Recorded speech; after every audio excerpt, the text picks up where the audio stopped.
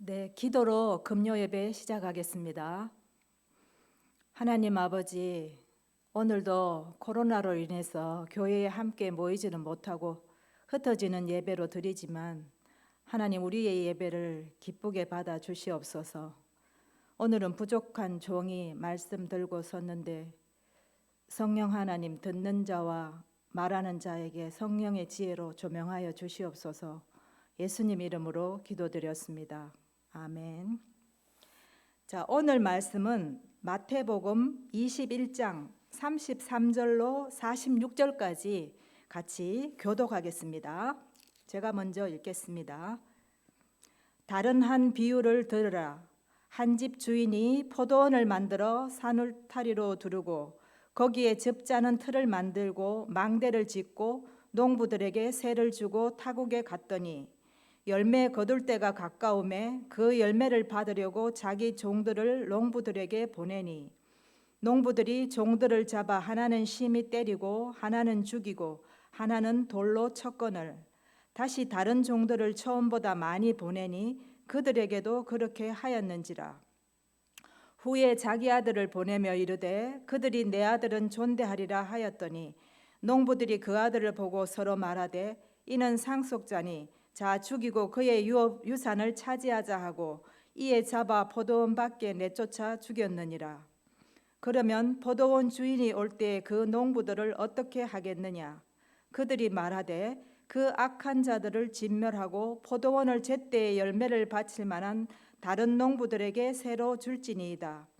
예수께서 이르시되 너희가 성경에 건축자들이 버린 돌이 모퉁이의 머릿돌이 되었나니 이것은 주로 말미암아 된 것이요 우리 눈에 기이하도다 함을 읽어본 일이 없느냐. 그러므로 내가 너희에게 이르노니 하나님의 나라는 너희는 빼앗기고 그 나라의 열매 맺는 백성이 받으리라. 이 돌 위에 떨어지는 자는 깨어지고 이 돌이 사람 위에 떨어지면 그를 가루로 만들어 흩으리라 하시니 대제사장들과 바리새인들이 예수의 비유를 듣고 자기들을 가리켜 말씀하심인 줄 알고 잡고자 하나 무리를 무서워하니 이는 그들이 예수를 선지자로 알미었더라. 아멘. 21장에는 예수님이 낙에 타고 예루살렘에 입성하신 일과 또 강도의 구렬이 되어버린 성전을 파괴한 사건, 그리고 무화과나무 저주 사건들이 앞서 있었습니다. 특히 성전을 뒤엎은 사건은 유대인들에게는 돌로 쳐서 죽일 만큼 참남한 사건이었습니다. 그렇게 신성 모독죄를 범한 예수님이 성전에서 복음을 전파하시니 대제사장들과 장로들이 분이 나서 네가 무슨 권세로 이런 일을 하느냐, 또 누가 이 권세를 내게 주었느냐고 묻습니다. 그러자 예수님은 요한의 세례가 어디서 왔느냐, 하늘로서냐 사람으로서냐라고 되물으십니다. 그들의 질문에 요한에 대해서 되물으시는 이유는 요한을 인정해야만 예수님을 인정할 수 있기 때문입니다. 마태복음 11장 13절에 보면은 모든 선지자와 율법이 예언한 것이 요한까지이니 만일 너희가 즐겨 받을진대 오리라 한 엘리야가 곧 이 사람이니라. 요한이 바로 아비의 마음을 자녀에게로, 자녀들의 마음을 아비에게로 돌이키게 할 엘리야이고 메시아가 오기 직전에 그의 길을 예비하는 자라고 예수님이 말씀하셨습니다.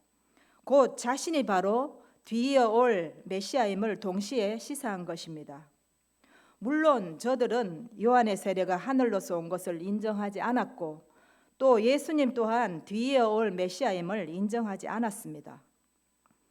강팍하기 그지없는 그들에게 비유의 말씀을 들려주는 데서 본문의 이야기가 나오는 것입니다. 오늘은 포도원 비유를 통해서 예수님 당시의 종교 지도자들에게 원하시던 열매와 또 오늘날 성도들에게 원하시는 열매, 이 두 가지를 같이 생각해 보겠습니다. 어떤 주인이 포도원을 만들어서 소작농들에게 세를 주고 타국에 갔습니다. 추수철이 돼서 소출을 받으려고 종들을 보냈습니다. 농부들은 종들을 때리고 돌로 치고 죽여버렸습니다. 주인은 더 많은 종을 보냈지만 마찬가지였습니다. 마지막으로 내 아들은 공경하겠지 하면서 아들을 보냈더니 저들은 아들마저도 포도원 밖으로 쫓아내어 죽여버렸습니다. 이 비유 끝에 예수님이 그들에게 묻습니다. 40절 볼게요. 그러면 포도원 주인이 올 때 이 농부들을 어떻게 하겠느냐? 저들이 대답하죠. 이 악한 자들을 진멸하고 실과를 바칠 만한 다른 농부들에게 세를 줄 거라고 대답합니다. 그러자 43절 우리 같이 한번 읽어보겠습니다. 그러므로 내가 너희에게 이르노니 하나님의 나라는 너희는 빼앗기고 그 나라의 열매 맺는 백성이 받으리라. 곧 예수님이 대답하시죠. 여기서 열매 맺는 백성이 받으리라고 하심은 너희는 열매를 맺지 못했다는 것입니다. 주인은 악한 농부들이 소출을 떼어 먹은 것을 꾸중하는 것이 아니고 열매 맺지 못함을 꾸중하는 것입니다. 그들이 맺은 포도는 상하고 썩어서 상품 가치가 없거나 설 자라고 설 익어서 먹을 수가 없는 그런 나쁜 열매였던 것입니다. 왜 아름다운 포도원을 지어서 맡겼는데도 좋은 열매를 생산하지 못했을까요? 왜일까요? 율법이나 제사로는 좋은 열매를 맺을 농부의 실력을 쌓을 수가 없었던 것입니다. 그들의 자랑인 성전이나 할례로도 하나님의 자녀로서의 내적 변화, 즉 본질의 변화가 일어나지 않았던 것입니다. 성전, 제사, 율법 이런 거는 다 그림자입니다. 미리 그림자를 보여주는 이유가 뭡니까? 당연히 실체가 나타났을 때 바로 알아보기 위해서 아닙니까? 하나님은 무수히 그림자를 보여주고 수많은 예표를 보여주었지만 그들은 실체에는 전혀 관심이 없었고 그림자 속에 함몰되어 버렸습니다. 하나님의 소원은 예수가 바로 그들이 고대하던 그리스도임을 알아보고 제사장 나라인 이스라엘을 통해서 땅끝까지 하나님 나라가 확장되는 것이었습니다. 그래서 아브라함에게 하신 약속, 너로 인하여 땅의 모든 족속이 복을 얻게 하겠다는 것을 이루려고 하셨습니다. 그런 제사장 직분이 바로 이스라엘의 사명인 것입니다. 그들은 사명을 감당하지 못했습니다. 결과적으로 그들은 주인이 맡긴 일은 한다고 해놓고는 전혀 하지 않은 악하고 게으른 종이었습니다.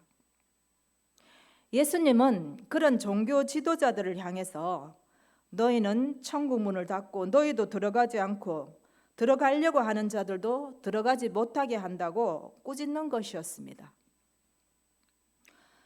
구약 시대에 하나님이 바라는 열매란 율법의 실천 유무가 아니고 그 율법을 지켜냄으로써 또 짐승 제사를 드림으로써 실체를 알아볼 수 있는 믿음이 되는 것이었습니다. 그러나 생명의 참빛이 자기 땅에 왔지만 자기 백성들이 영접하지 않았습니다. 예수를 메시아로 영접하는 것이 그들의 열매였지만 그들은 주인이 원하시는 열매를 맺지 못했고 실패했습니다. 그렇다면 오늘날 우리에게는 하나님은 어떤 열매를 원하실까요?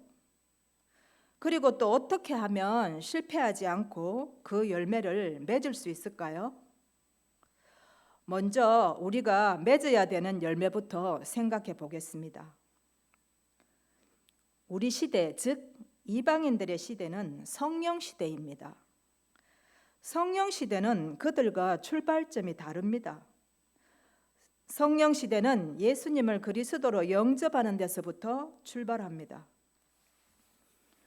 그런 은혜 시대를 가리켜서 요한복음 1장 16절에서는 우리가 다 그의 충만한 데서 받으니 은혜 위에 은혜로라.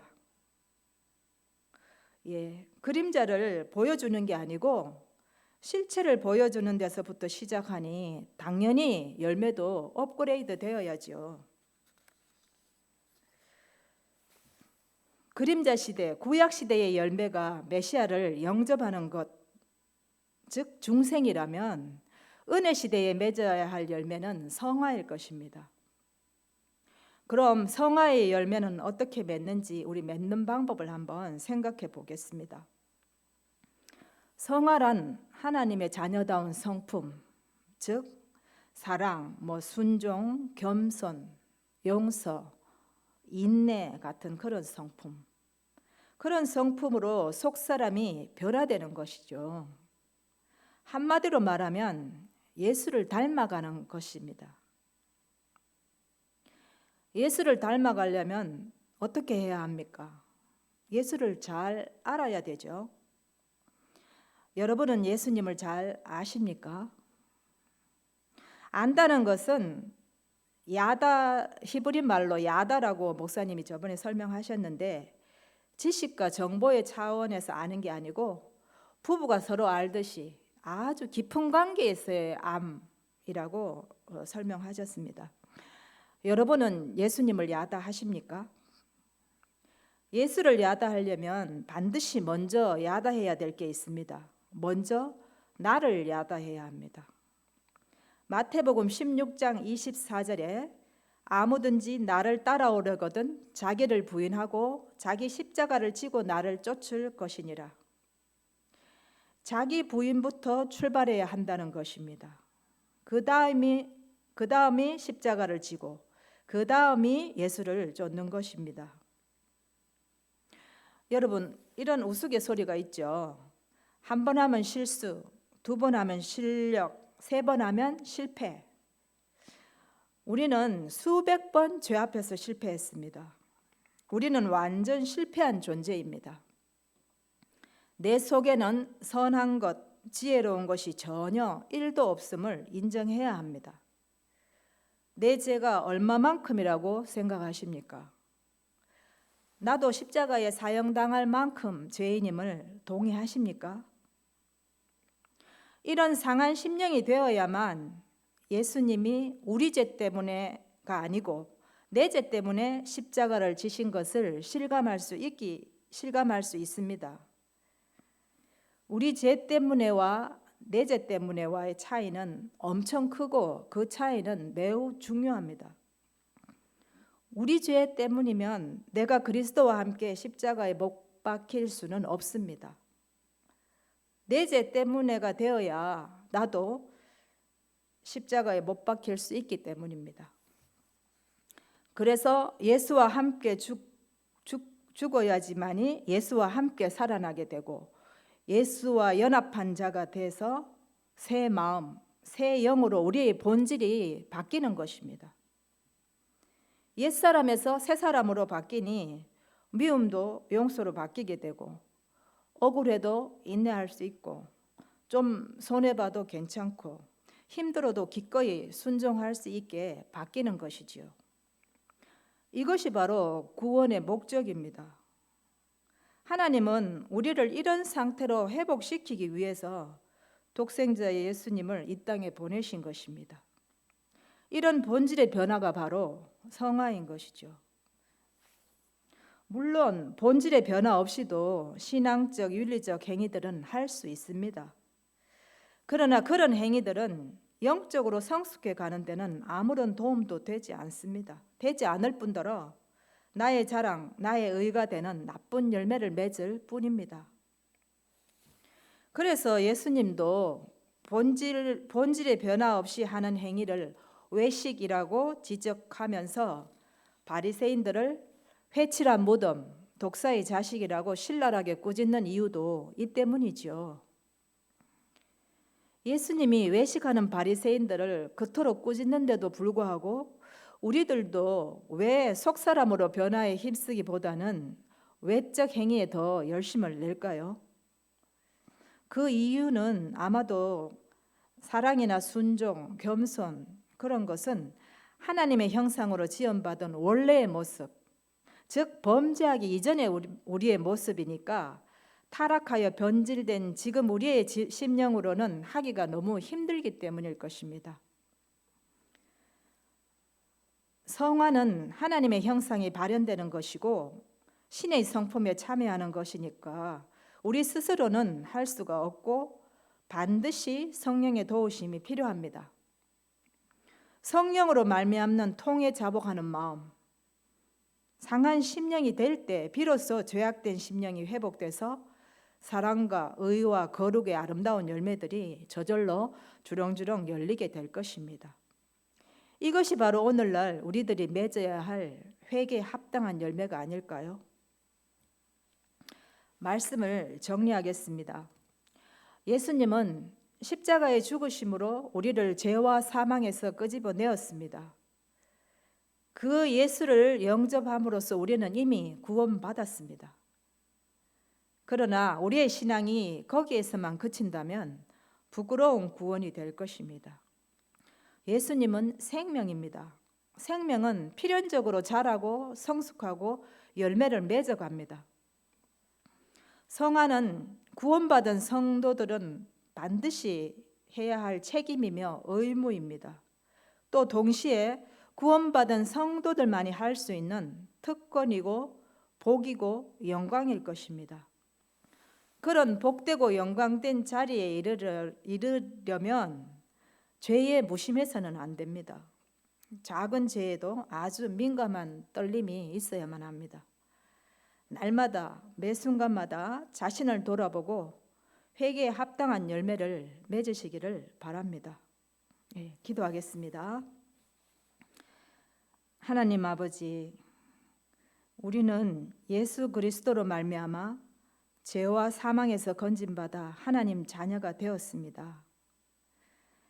하나님의 자녀다운 부활의 삶을 살아낼 수 있도록 도와주시옵소서. 순종하고 싶고 겸손하고 싶고 하나님 한 분만으로 조금도 부족함이 없는 그런 마음이고 싶습니다.